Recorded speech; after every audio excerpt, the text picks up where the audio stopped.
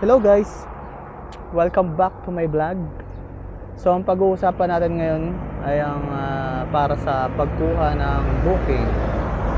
So ito ang magiging content for the day natin. So kukuha tayo ng booking guys. So for example, ito yung booking na kukunin natin. Halimbawa, join now mo lang yan or swipe. So swipe mo lang siya guys, as makukuha mo na yung booking na yun.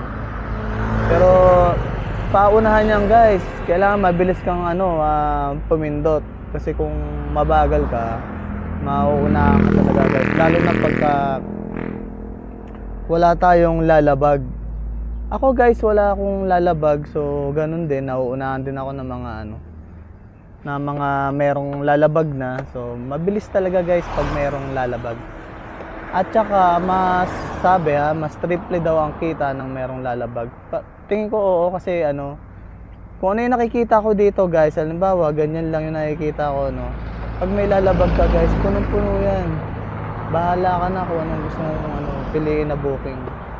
So sa madaling salita, walang lalabag ay limitado lang yung vision or booking na nakikita natin sa ating dashboard or ating pinaka booking menu. Parang booking menu yan, di ba? Correct me if I'm wrong guys, di ko alam kung anong tawag talaga dito. Pero yung pinaka platform na to, so ito yung pinaka pinaka list, yun pala, list ng mga booking. So ganun guys ang rito sistema. Kung mabilis ka namang pumindot, mas maganda. Pero ang ginagawa ko diyan guys, ang technique ko diyan, yung iba kasi mga lalamove rider ang ginagawa nila diyan ay humihinto talaga sila para maka-conserve din ng ng fuel Syempre mantakin mo ang mahal ng gas, tapos 'di ba? Tapos magda-drive ka lang ng nang walang nangyayari. So, yun ang ginagawa ng mga lalamove rider. Talagang humihinto sila Pero dito Tansa to Calamba kaso 8 kilometer guys Kunin ba natin 'yan? For example. Kaya layo to guys. So, yun nga pala guys, pag kukuha kayo ng booking, i-check nyo muna yung location. For example, itong ganito For example, itong nandito, yan, ang magiging pick up yan. So, basta may ganyan. Yan ay pick up. Tapos, ang ating magiging drop off, ayan. Ganito ang itsura ng drop off guys. Yan, pag ganyan. Parang itsura siya ng map ng Google. Ganyan ang itsura ng drop. So nakita ko dito guys, malayo siya. So hindi ko siya kinuha Pinakita ko lang sa inyo. So makikita nyo rin dito guys kung ilang yung distansya, ilang kilometer, yung distansya ng pick up at saka distansya ng drop. So ganun lang guys, pag nakapag-decide kayo ng ng booking na talagang gusto nyo, i-swipe nyo lang siya guys. Swipe. For example ito. Again. For example, ito. Start mo lang, start now. Tapos automatic guys, makukuha mo na yung booking. Meron diyang na tawag dito, parang timer Hanggang yata yun 5 para sa mga walang lalabag. Pero pag lalabag, 3 seconds lang yata makukuha, or baka less than 3 seconds pa makuha mo na agad yung booking. Kasi may timer yan So ang una mong gagawin dyan guys, so yun halimbawa makakuha na tayo ng booking, na-swipe na natin guys yung booking So puproceed tayo ngayon sa pick up. Ano nga ba ang unang ginagawa pagka kukuha ng booking or nakuha na yung booking? So para sa mga first time, so unang-una mong gagawin dyan guys ay punta mo si si pick up, no? Pag napunta mo na yung pick up at ay mali, sorry guys. Ang una mong gagawin diyan guys ay tatawagan mo muna pala si pick up guys. Tapos i-confirm mo sa kanya kung anong item ang ipapa-deliver niya para alam mo rin guys kung kasya ba sa mo sa halimbawa wala kang lalabag, kung kasya ba sa top box mo para makapag-decide ka rin kung kung kaya mo ba siyang kunin para pwede mo pang sabayan ng isa pang booking. Tapos yun no guys, no, na-confirm mo na na-confirm mo na yung yung delivery, yung pick up pala, sorry, na-confirm mo na yung item is kaya naman. So ang gagawin mo diyan guys, kukunin mo na yung item sa pick up, tapos pipicturean mo yung guys. Pagka-picture, meron doon sa Lalamove na nakikita mo yun. Pagka-picture mo, makikita na agad yung nang nag-book na na-pick up na pala nung ni rider yung booking na niya, na binook niya, no. Makikita na yun ng nag-book.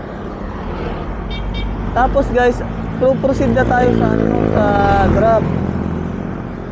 Pero bago tayo mag-proceed guys, ang gagawin muna natin, no, tatawag muna tayo sa drop off point na na-receive na natin yung yung item galing sa pick up para lang talaga aware din yung yung ating client na makuha mo na yung item. Although minsan kasi case to case sa scenario kasi yan guys. Minsan kasi iba yung nag-book, hindi alam ng ng receiver na meron siyang item na parating. So may mga ganong guys case. So depende yan sa pagkakataon. So yun na-update mo na si client na nakuha mo na yung yung item. So maaari ka nang pumunta dun sa sa drop. Pwede kang palang gumamit guys ng Waze or Google Maps para ma-trace mo yung location. So ako guys, kinagamit ko ay Google Maps. So hindi ako gumagamit ng Waze kasi yung Waze kasi ay hindi siya akma para sa akin. Katulad na ito, pag Google Map mo nakikita ko, pwede ko siyang minimize, maximize. So two-way purpose, no. Ayan. Nakakapag-view pa ako ng mga booking, nakakatingin pa ako. So yun ang advantage ng Google Maps. So ito sa tawag dito sa Waze, walang minimize. Yun ang advantage ng Google Maps. Tsaka para sa akin mas convenient gamitin si Google Maps. Para lang sa akin guys. Magkaiba naman tayo ng preference, no, kung saan tayo mas sanay. Pero mas advisable guys for me. This is a true base experience, no. Mas maganda ang Google Maps. 99.99%. Yung 0.1% guys, para yun sa mga taong hindi naniniwala. Ito kanina pa tong booking na to, Bagtas Road. Tapos papunta ng kay Unload to, bumalik na naman. Siya nga pala guys, yan, pag bumalik yung mga mga booking, ibig sabihin yan may something, no. Baka mamaya sobrang bigat or hindi kaya nung rider. Yun yung mga possible case. Pero bibili mo tayo ng tinapay na kayo kuya. Bago ang lahat, muna tayo, time first muna. Salamat yung sumibog. Boss, tinapay nga boss. Wala? Sige. Wala pala. Mamaya na lang tayo chichibog. So hindi ko mapakita sa inyo guys nung no. Yung actual, so ano lang tayo, no? Nandun lang tayo sa mga tinatawag na facts. Parang ano pa lang tayo, concept, mga ganun lang. So, wala tayong ano, no? Wala tayong yung bang na ano natin, na kikita natin ng actual. Kaya ano guys, pagkuha ko ng booking, ay nakuha ko ng booking, mapapakita ko rin sa inyo yan guys. At least meron kayong idea, no? Kung paano yung flow ng ano, pagkuha ng booking.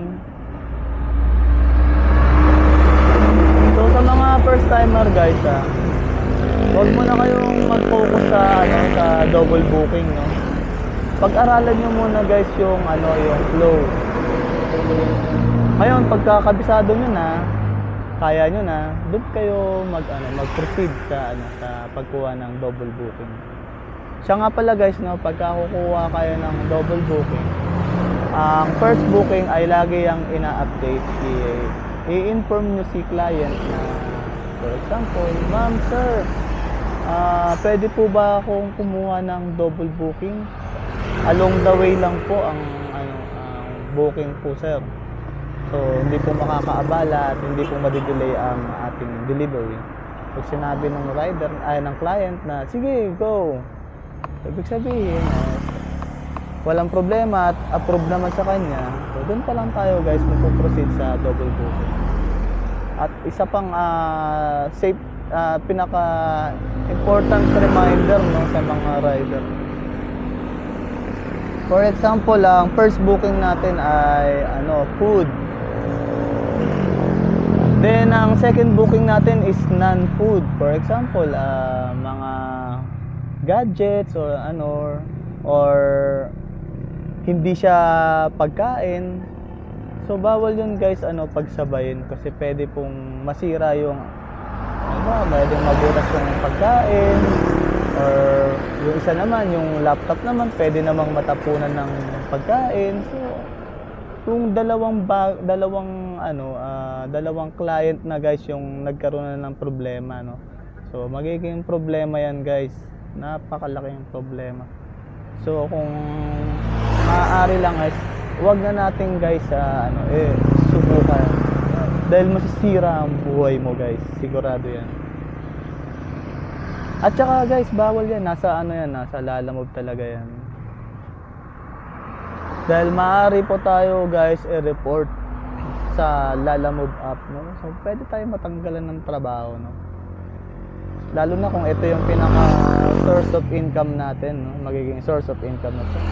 Kasi syempre yung trabaho to is very convenient. So anytime or kung kailan mo lang gusto, di ba? Hindi siya mandatory na katulad ng yung mga talagang trabaho na papasok ka ng from 8 ng umaga hanggang 4 or 5 p.m. So, diba? So, meron ka pang boss, meron tayong sinusunod na oras, merong oras ng pagpasok, merong oras ng pag-uwi. Sa Lalamove, walang ganun. As long as ma-deliver natin ng tama at naaayon sa oras at takdang oras, is okay yun, walang problema. So, hawak mo pa ang oras natin, di ba?